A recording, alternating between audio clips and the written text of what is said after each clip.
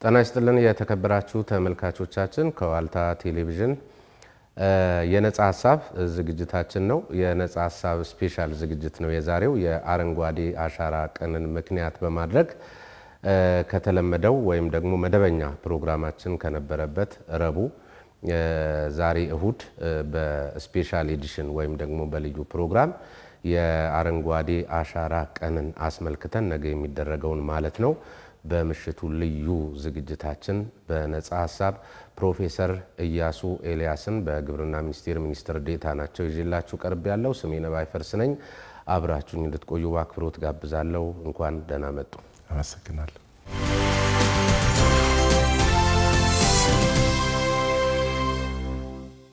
በአንድ ርዕሰ ጉዳይ ብቻ ላይ ነው ዛሬ ነጻ ሐሳብ የሚያጠነጥነው ልዩ ቀን ስለሆነ ነገ ለኢትዮጵያ ወደ 500 ሚሊዮን ችግኝ ይተከላል ተብሏል። ልክ ነው። ብዙ ጊዜ ምን ሰማው 500 ሚሊዮን 2 ቢሊዮን ምናምን ቁጥር ብቻ ነው። ምንድነው የአረንጓዴ አሻራ ዓላማ ግቡ ምንድነው? ቁጥር ብቻ ተብሎ መወሰድ የለበትም። ፍሬ አለው። ዓላማው ደግሞ መመንጨት ያለበት ከችግሩ ነው። ኢትዮጵያ ያለችበትን ጉስቁልናና ችግር ከመረዳት የሚመነጭ ዓላማ ነው። ዓላማውም የአየር ንብረት ለውጥና ድርቅና ረሃብን ጎርፍና መፈናቀልን ለመከላከል የተወጠነ ነው። ዓላማው የአየር ንብረት ለውጥ ዓለምን በሙሉ እያናወጠ ያለ ክስተት መሆኑን ሁሉ ሰው ያውቃል። በአዳጊ ሀገሮች እንደ ኢትዮጵያ ባሉት የመቋቋም አቅማቸው ውስን ስለሆነ ጉዳቱ ከፍ ያለ ነው። የሚገለጸው በድርቅ ነው፣ የሚገለጸው በጎርፍ ነው፣ የሚገለጸው በአንዳንድ አዲስ በሽታዎችም ጭምር እየመጡ ነው። በእንስሳት በሽታ፣ የሰዎች በሽታ። እንግዲህ የአረንጓዴ አሻራን መርሃ ግብር ክቡር ጠቅላይ ሚኒስትር 2011 ላይ በሚያውጁበት ጊዜ ኢትዮጵያን እናልብሳት ነው። ኢትዮጵያ ተራቁታለች። ከ100 ዓመታት በፊት በነበረው ጊዜ የኢትዮጵያ መልክዓ ምድር 30% በላይ ደን እንደነበረ የታሪክ ድርሳናት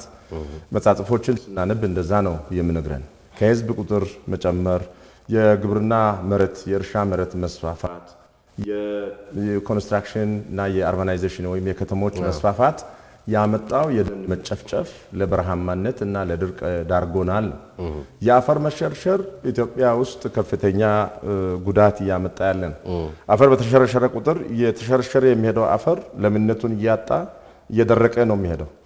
የተጠርጎ የሄደው አፈር ታች ሄዶ ወይ ደለሉ ግድብ ይሞላል ወይ ታችኛውን ተፋሰስ የሚጎዳ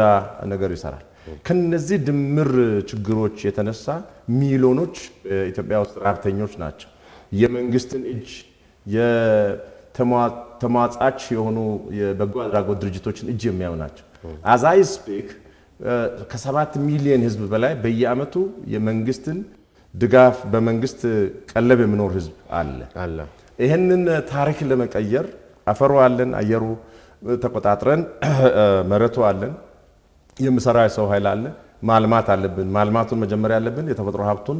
በመመለስ ደኑን በመመለስ ውሃ አካላት እንዲመለሱ በማድረግ ምንጮች እንዲጎለብቱ በማድረግ የምግብ ዋስትናችንን እናረጋግጥ። እዚሁ ላይ አፈራችንም በይዘቱ የተሻለ ከሌሎች የዓለማችን ሀገሮች የተሻለ በይዘት ደረጃ በአጠቃላይ ደግሞ ምርትና ምርታማነትን ከማረጋገጥ አኳያ የሚባል ነገር አለና እዚህ ላይ አጠር ያለ ሐሳብ ይስጡ። በዓለም ላይ በስምና በቁጥር የምታወቅ የአፈር አይነት 28 ነው ተብሎ ነው በኤፍኤኦ ማፕ የተደረገው ዩኔስኮ የመዘገበው። ኢትዮጵያ ውስጥ እስከ 22 የሚሆነው 75% የሚሆን የዓለም አፈር በኢትዮጵያ ውስጥ ነው የሚገኘው። የትም ሌላ የዓለም ገጽታ ላይ አታገኝም። ይሄን ከዚህ የተነሳ አንዳንድ ጸሐፍት በሶይል ሳይንስ እንመራመር ኢትዮጵያ የአፈር ሙዚየም ናት የሚለው ታሪክ አለ። ብዙ ሰው ይሄንን አያውቅም። ኢትዮጵያ የበለጸገ ከዛም የተነሳ ለብዙ ዘመናት ታርሶ አቢዩዝ ተደርጎ አላግባብ ሁሉ ጥቅም ላይ ውሎ ስቲል በአፍሪካ ስታንዳርድ ከፍተኛ ምርታማ የሆነ አፈር ነው። ነገር ግን የድርቅ መፈራረቅና የዚህ የጎርፍ ሁኔታ ምርታማነታችንን አውርዶታል። ይሄን ጸጋ አልተጠቀምንም። ሌላው ጸጋ የዚህ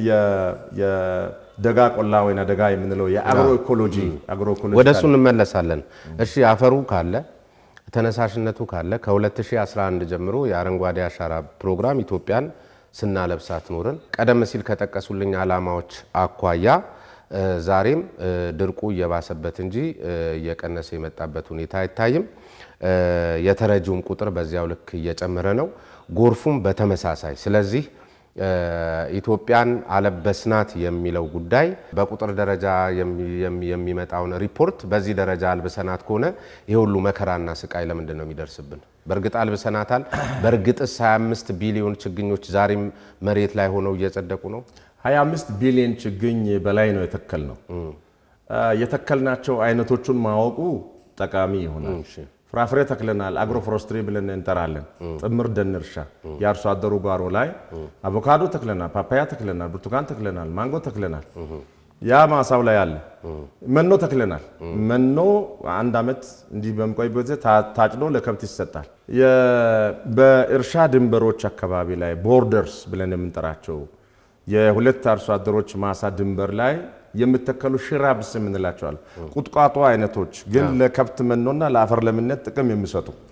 እነዛ after 2 years እንደዚህ ታጭደው ስራ ላይ ይውላል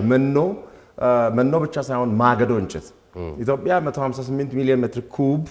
በአመት ለማገዶ እንጨት ትፈልጋለች ኤሌክትሪፊኬሽናችን በጣም ገና ዝቅተኛ ነው ህዝቡ በገጠር የሚኖረው አሁንም ኩክ የሚያደርገው ባዮማስ ነው ወይንም ከእንጨት መሳይ ነገር ወይ ኩበት በማንደድ ነው የምትጠቀመው ስለዚህ ወደት ነው የሚሄደው ጫካ ሄዶ ነው ያንን ማገዶ የሚያገኘው በማሳው ላይ በርከት ያለ ዛፎችን በመትከል ማገዶ እንዲያገኝ አድርገን የተፈጥሮ ደኑን አድነናል ብለን ነው ምናምነውኛ አርሶ አደሩ ተጠቅሞበታል ግን አንድ ጊዜ 60% የተከልናቸው ፍራፍሬና የማገዶ ዛፍ ነው ማገዶ ስራ ላይ ውላል ፍራፍሬው ገበሬ ማሳ ላይ ቆሞ ታገኛለህ ገበሬ አርሶ አደር ማሳ ላይ አሁን በደን ደረጃ ስለዚህ ፎርም አድርጎ እኮ እንዳይቀላቀል ግን አንድ ነገር አትርሳ አንድ ነገር እንዳይቀላቀል ስለዚህ በተፈጥሮ ሀብት ጥበቃ ስራችሁ ላይ የመጣውን ውጤት ከአረንጓዴ አሻራ ጋር እንዳናቀላቅለው ብዬ ነው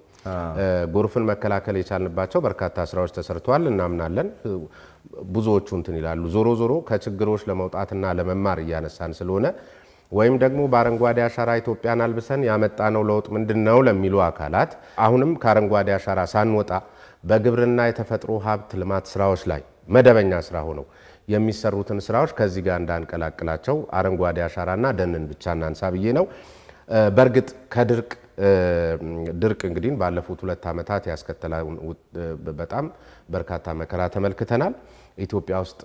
ባለፉት አመታት የነበረውን ግጭት እናስታውሳለን መፈናቀሉ እንደዚሁ በተመሳሳይና በርግጥ እንደሚባለው አሁን ያሉትን ቁጥር ለማጽደቅ ለመንከባከብ የሚያስችል ምቹ ሁኔታ ነበረው ተብሎ ከሚነሳው ምክንያት አኳያ ቁጥሩ ላይ በርካቶች ጥርጣሬ ያላቸው እንደ አንድ ምክንያት ጠቅሰው እዚህ ላይ ሐሳብ ይስጡ ደን ፎርም ለማድረግ ጊዜ ይፈልጋል ውዲ ባዮማስ ግን ክሪኤት አድርገናል በገላጣ የሆኑ ቦታዎችን አረንጓዴ ለማልበስ ችለናል ፎረስት ገና አልሆኑልንም ውድ ግን የዛፍ ችግኝ ግን ሳፕሊንግስ ብለን የምንላቸው አዳጊ የሆኑ ዛፎችን ፈጥረናል የኮሚኒቲ ውድሎት እንላቸዋለን ወደ ፎረስት ተቀይረው የፎረስት ዴፊኒሽን ለመድረስ ጊዜ እንስጣቸው ትውልድ ይመሰክራል የሚለውን እንያዝ በአፈር መሸርሸር ላይ ጉልህ አስተዋጽኦ አድርጓል ባዮፊዚካል ባዮ አስፔክቱ ወይ ባዮሎጂካል አስፔክቱ ላይ ሚና አለው አረንጓዴ አሻራ ሶስተኛው ኢኮኖሚ ፋይዳውን ሳንጠቅስ ማለት የለብንም እሺ ለምሳሌ እኛ አሁን ፍራፍሬ አዲስ ምርት ነው ገበያ ገብቶ ኤክስፖርት ፍራፍሬ ላይ አበባ ምናምን ሆርቲካልቸር ነገሮች ላይ እንጂ ፍሩት ኤክስፖርት ላይ ኢትዮጵያ አትታወቅም አሁን አቮካዶ ኤክስፖርት እያደረግን ነው በዋናነት ጉልህ አንበሳውን ድርሻ የሚወስደው አረንጓዴ አሻራ ነው አቮካዶ እሺ እዚህ ጋር ፕሮፌሰር ግልጽ እንዲያደርጉልኝ በአረንጓዴ አሻራ የተከልናቸው የአቮካዶ ዝርያዎች ዛሬ ለኤክስፖርትነት ደርሰዋል 100% ከደረሱ ኬስ የሚባለው ቫራይቲ እነሱ ከደረሱ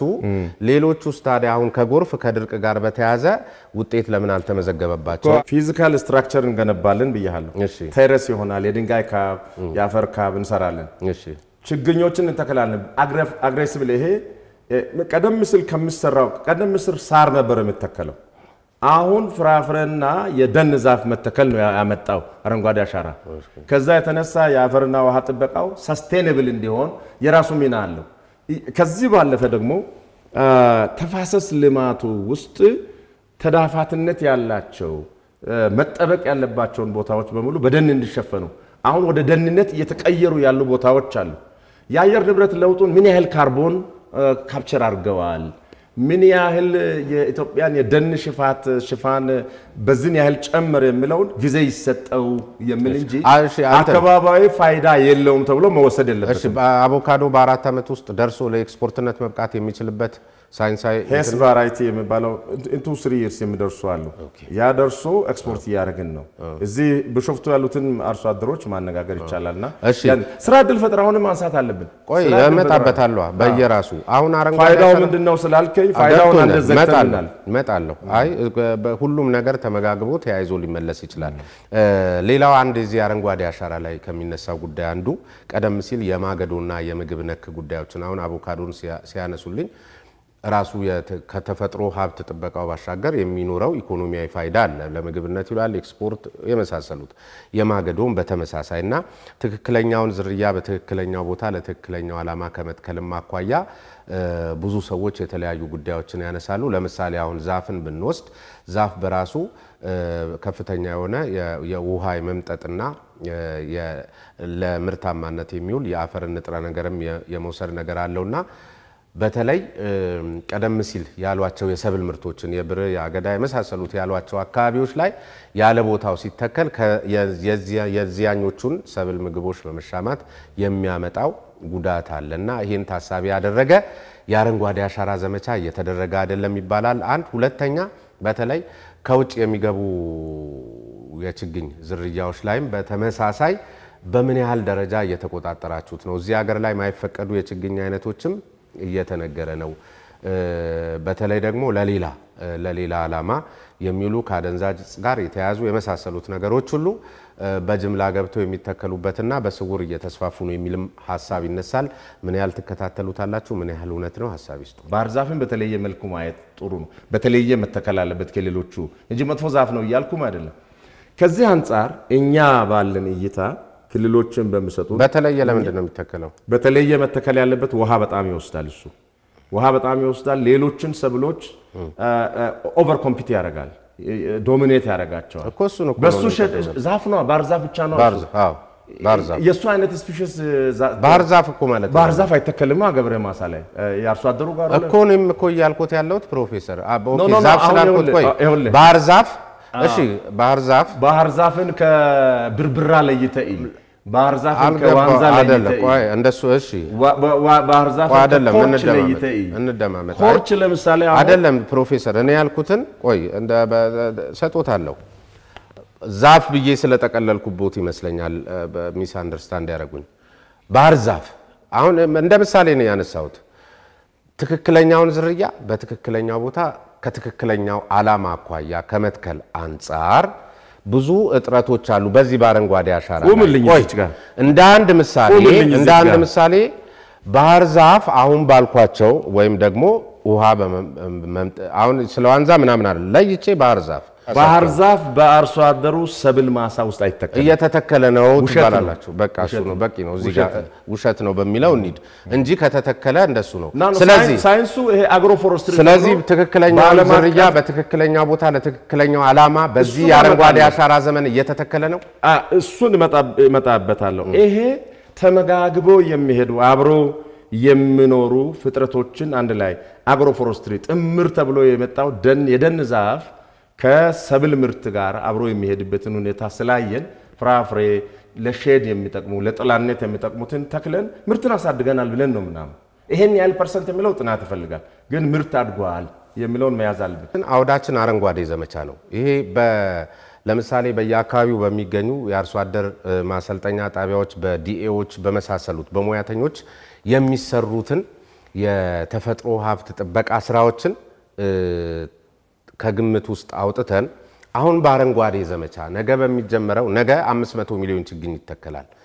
500 ሚሊዮን ችግኝ የሚተክሉት አካላት ችግኝ መትከል ሙያ ሳይንስ አይደለም የሚተክሉት አካላት በትክክለኛው ሳይንሳዊ ዘዴ ካቀማመጥ አኳያ ከጥልቀት አኳያ ከመሳሰሉት አኳያ በእርግጠኝነት ራሱን የቻለ ስርዓት ሳይንሳዊ ስርዓት አለው ብዬ ስለማስብ ይሄ የአረንጓዴ ዘመቻ ላይ ትኩረት አድርገው አሁን እርሶ በሚሉኝ ርቀቱን ጠብቁ ትክክለኛውን ዝርያ ትክክለኛው ሰፈርና ትክክለኛው ቦታ ላይ እየተተከለ ነው ወይ ነው የኔ ጥያቄ አሁን የዛ የግብርናና ተፈጥሮ ሀብት ልማት ሚኒስቴር የሚሰራውን አይደለም እያልኩ ያለሁት በዚህ በአረንጓዴ ዘመቻ ደረጃ በጣም አመሰግናለሁ የመጀመሪያው ምዕራፍ የአረንጓዴ አሻራ መርሃ ግብር በስኬት የተጠናቀቀ በኋላ ሁለተኛውን አረንጓዴ አሻራ መርሃ ግብር ሰኔ 1 2015 ዓ.ም ክቡር ጠቅላይ ሚኒስትራችን በአፋር ተገኝቶ ሲያስጀምሩ የሰጡን አቅጣጫ በሚቀጥሉት 4 ዓመታት ከ2015 እስከ 2018 ባለው ጊዜ 25 ቢሊዮን ችግኞችን እንድንተክል 60% የደን ጥምር እርሻ እንዲሆንና ጥራት እንድናስጠብቅ የተሰጠ አቅጣጫ አለ በዛ አቅጣጫ መሰረት ነው የተሰራ ያለው የዚህ ዓመት የ500 ሚሊዮን ያልከው የሰኞ ዕለት ነገ የሚተከለው የዚህ የ2015 ዓመት ተከላ ዝግጅት አካል በዚህ ዓመት 6.5 ቢሊዮን ችግኞችን ለመትከል ነው እቅዳችን ለዚህ 1.7 ሚሊዮን በተፋሰስ ደረጃ ብቻ የምትተከል ቦታ አዘጋጅተናል ለዚህ ለምትለው ደግሞ 9500 ቦታዎች ላይ መርጠን ለ500 ሚሊዮን ችግኙ ተከላ ቦታ ተለይቷል ችግኞች ተዘጋጅተዋል አጠቃላይ የዓመቱ ችግኝ ተዘጋጅቷል 6.5 ቢሊዮን ችግኝ እንተክላለን ሲባል ክልሎቻችንና ከእቅድ በላይ 7 ቢሊዮን ችግኝ ሬዲ ሆኗል ከዛ ውስጥ ግማሹ እንደም ተተክሏል 3.4 ቢሊዮን ችግኝ ተተክሏል 4.3 ቢሊዮን ችግኝ በፖት በጣም ውድ በሆነ በፖት ሁሉ አዘጋጅተናል አሁን ወደ ነገው ተከላ ስንመጣ 9500 የተለዩ ቦታዎች ላሉ በእጅ ላሉ ችግኞች የትኞቹ ምት ያረጋሉ በመለው ተዘጋጅቶ ጉድጓዱ ተዘጋጅቶ ቁጭ ብሏል ባለሙያዎች ተመድበዋል ጉድጓዱ ተዘጋጅቷል ስንት ጉድጓድ 6.3 ቢሊዮን ጉድጓድ ተዘጋጅቷል ለነገማ 9500 ቦታ ላይ የምትተከለው ቦታ ላይ ብቻ ነው ስንት ጉድጓድ ተዘጋጅቷል ለዛ የሚበቃው ጉድጓድ ተዘጋጅቷል ለዛ ቦታው ነው ጉድጓዱ ነው 9500 የተከላ ቦታ ነው የተከላ ቦታ እንደ ስፋቱ ነው ስለዚህ 500 ሚሊዮን ጉድጓድ ተዘጋጅቷል ለ500 ሚሊዮን በላይ ጉድጓድ ነው ይሄ ቦታ እኛ 9500 ቦታ ላይ ቦታው ላይ 500 ሚሊዮን ጉድጓድ ተዘጋጅቷል ለነገ ድል ሰጠኛ ወይ 500 ሚሊዮን ጉድጓድ ለነገ ተዘጋጅቷል ድል ሰጠኛ 361000 ሄክታር ተለይቷል 500 ሚሊዮን ጉድጓድ ለነገ ተዘጋጅቷል ወይ 6.3 ቢሊዮን ችግኝ ተዘጋጀ ስል 500 ሚሊዮን እዛ ውስጥ ነው ጉድጓዶቹ በተዘጋጁት ቦታ ከዛ ቦታ ላይ ለአንድ ጀንበር ተከላ የተለዩት ኦሬዲ ከተዘጋጀው ጉድጓድ ላይ ተቆርሶ ነው ይሄንን ልብ እንድትል ፈልጋል ጉድጓዱ 6.3 ቢሊዮን ጉድጓድ ነው የተዘጋጀው ከተዘጋጀው ችግኝ ከተዘጋጀው ጉድጓድ ውስጥ ህዝቡ አሻራውን በተናጠል በየወረዳ ያኖረ ቆይቷል በየክልሉ አሁን ግን አገራዊ ስዕል ባለው መልኩ በአንድ መንፈስ በአንድ ልብ በአንድ ስሜት ኢትዮጵያን ያያሰብን የኢትዮጵያን ሰላም የኢትዮጵያን አንድነት ቀጣዩን ትውልድ ያያሰብን በጋራ ደግሞ ወጥተን በአንድ ጀንበር ደግሞ ታሪክ እንስራ በሚል ተቆርሶ የምሰጥ እንጂ አዲስ የሚዘጋጅለት ነገር የለም ካርታ ለይተን በተለየ መልኩ የትም ዓለም ሆኖ ማንንም አካል ማየት በሚችል መልኩ አሁን ቁጭ ብለው ባለሙያዎች እየሰሩ ናቸው ስክሪን ላይ ዲስፕሌይ ለማድረግ greenlegacy.it በሚል ፖርታል እያንዳንዱ ዳታ እንዲገባ 9500 ተከላ ቦታዎች ላይ ዙሪያ መጠነ ዙሪያ ገብቷል ባለሙያዎች ሪከርድ ለማድረግ በኤስኤምኤስ በቴሌ በኩል ለማከል እንድልኩ ሰዎች ተመድበው ቁጭ ብሏል ጉድጓድ ትላለ አንተ ማአት ነገር ሌላ ነገር ሰርተና ጉድጓድ ምን ተሰራቸው እነማን ይተክላሉ ነገ እነማን ይተክላሉ የኢትዮጵያ ዜጎች በእናት እቅፍ ያለ ህፃን ሲቀር ታሞያ አይደለም ችግኝ ቆይ ይቅርታ አርግልኝ ባለሙያዎች እኮ ተዘጋጅተዋል ብዬ ለዚህ ሁሉ 9500 ቦታ ላይ ሰዎች ተመድበዋል የግብርና መዋቅር በሙሉ በዚህ ጉዳይ ላይ ነው ያለው የፖለቲካ መዋቅር በሙሉ በዚህ ጉዳይ ላይ ነው ያለው እኛ ሰኞ አይደለም ስራውን የጀመርነው እኛ አመቱን ሁሉ ስንሰራ የቆየነው ስራ ነው እንግዳ ስራ አይደለም ሰፊ ባለሙያ ያለው አገር ነው ይሄ ኢትዮጵያን አሳንሳችሁ አትዩ ኢትዮጵያ ትልቅ አገር ናት ምሁራን ያሉት አገር ናት ግብርናንም አሳንሳችሁ አትዩ የደን ኢትዮጵያ ደንንም አሳንሳችሁ አትዩ ፖለቲካል ሲስተሙ ኮሚትድ ሆኖ ትውልድ ይሻገር በሚል እየተሰራ ነው ያለው ኢትዮጵያ ውስጥ ያለው ችግር ምንድነው ማሳነስ ነው ኢትዮጵያንም ማሳነስ ሰራተኛውንም ማሳነስ ስራውንም ማሳነስ ውጤቱ ላይ ግን ስመጣ ግን ደሞ ሽሚያ ይሄ መቅረት አለ ይሄ ለአገር አይጠቅምም እየተሰራ ያለው ነገር ላይ ጉድለት ይኖራል ጉድለቱን እንዴት እንሙላ ከሞያ አንፃር ከኮሙኒኬሽን ሚዲያ አንፃር እንዴት እንሙላ ተብሎ ይባላል ስለዚህ ጥሪ ማን ይተክላል አልከው መላ ኢትዮጵያ ዜጋ ይተክላል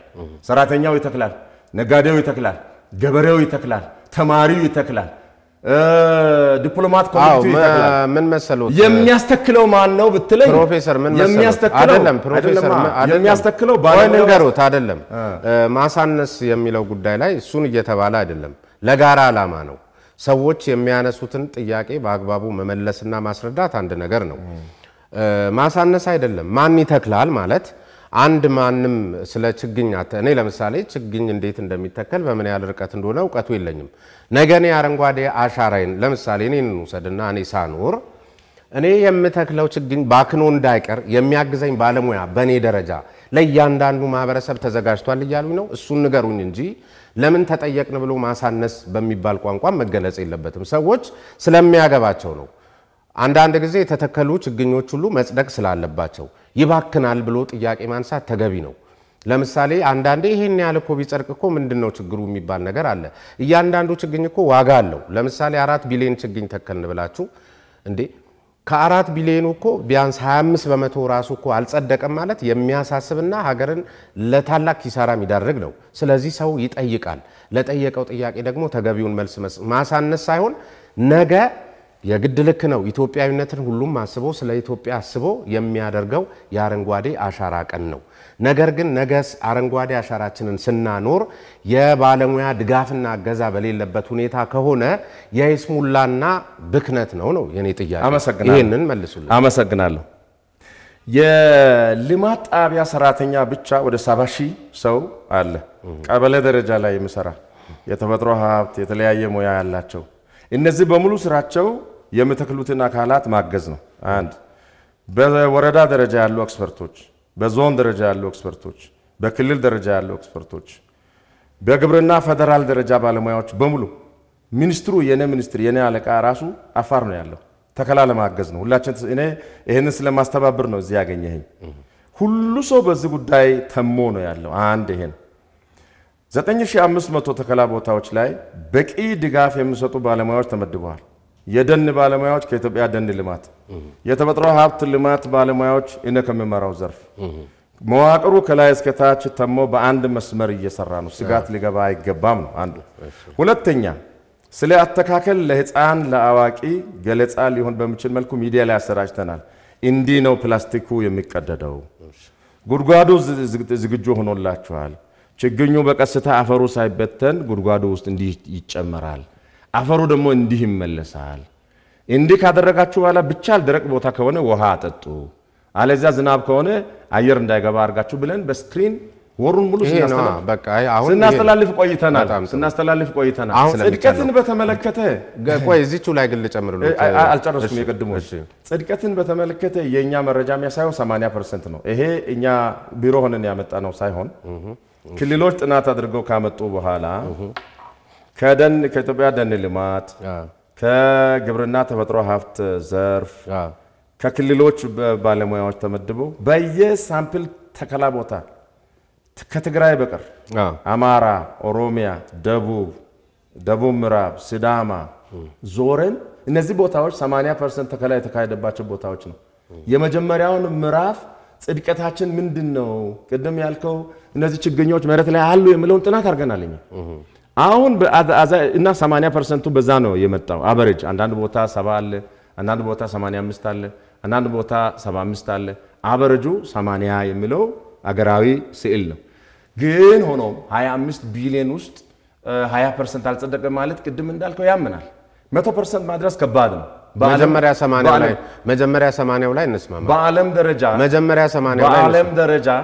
በአለም ደረጃ acceptable survival rate 7% ነው 15 ነው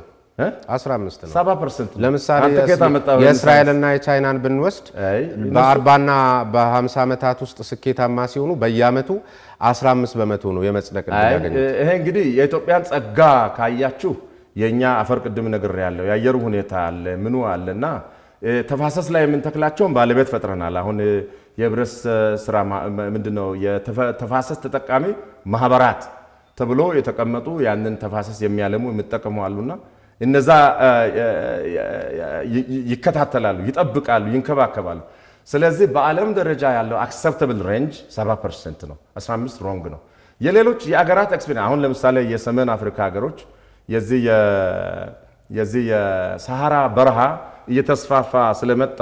በአፍሪካ ዩኒየን አነሳሽነት የተጀመረ የታላቁ አረንጓዴ ግርግዳ ፕሮግራም አለ 15% ነው የነሱ 17% እንደዚህ ነው እኮ ሰባው ታዲያ እስኪ ነው ለምሳሌ ሰባ ለምሳሌ አክሰፕተብል ከሆኑባቸው ሀገራት 70% ከተሳካላቸው ሀገራት ጥቂቶቹን ይንገሩኝ እኔ ለምሳሌ የኔጌቭ በረሃን እስራኤል ስታለማ በጣም በብዙ ውጣ ወረድ ውስጥ ሲያልፉ ቻይናን በተመሳሳይ እንደዚሁ በረሃማነትን ለመቋቋም ባደረገችው ጥረት ላይ በየአመቱ የ15% ስኬት ለ40 እና 30 አመታት በተከታታይነት አስመዝግበው የደረሱበት ነው 70% አክሰፕተብል ነው ያሉኝ ሳይንሳዊ ከሆነ እነማን ሀገር አሁን የዚህ የሳሃራ ዴዘርቱን ስላላስጨረስከኝ እሱን መጨረስ አለብኝ እነዚህ በረሃማ አካባቢዎች ሰሜን አፍሪካ ሀገሮች ላለፉት ስንት አመታት እንደሆነ ተከላ ሞክረዋል አቨሬጅ ማግኘት የቻሉት 17% እንደዚህ ነው ኢትዮጵያ 7 ደርሳለች ለምንድን ነው ሚራክል ሀገር ናት ኢትዮጵያ ይቻላል ኢትዮጵያ ውስጥ